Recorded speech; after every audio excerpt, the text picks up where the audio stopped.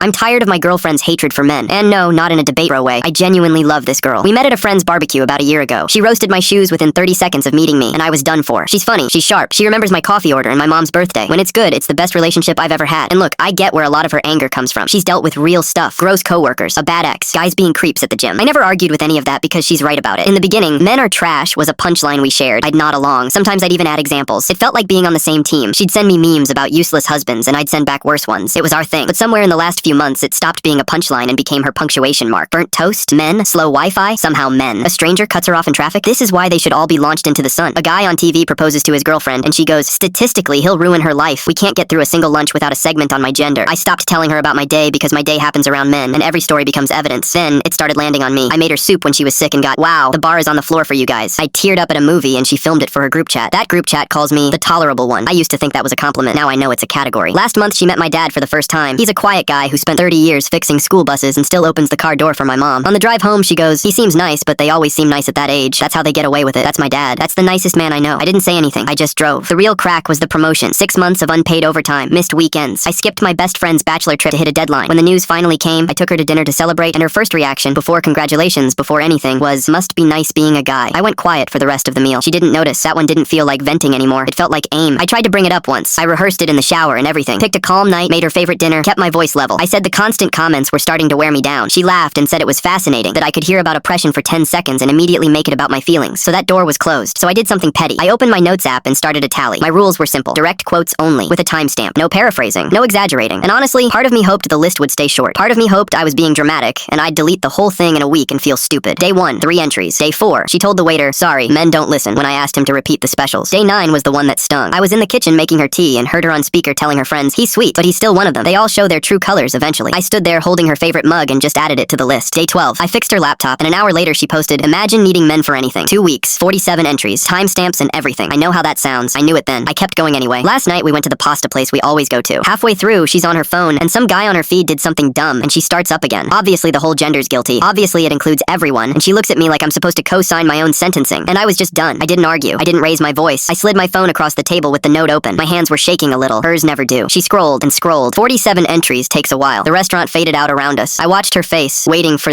waiting for a flicker, waiting for anything. Her thumb slowed around day 9. I saw her read the mug one twice. Then she put the phone down, looked me dead in the eyes, and said, calm as anything. Wow, cataloging a woman's feelings instead of listening to them? That is such a man thing to do. I sat there with my ears ringing, and then she picked her phone back up and started typing. Fast, little smirk on her face, and I realized she wasn't typing an apology. She was reporting me to the group chat, live, from across the table, thumbs flying like it was breaking news. I could already see the message, you will not believe what the tolerable one just did, and that's when it hit me. I'm not her boyfriend, I'm her exhibit A.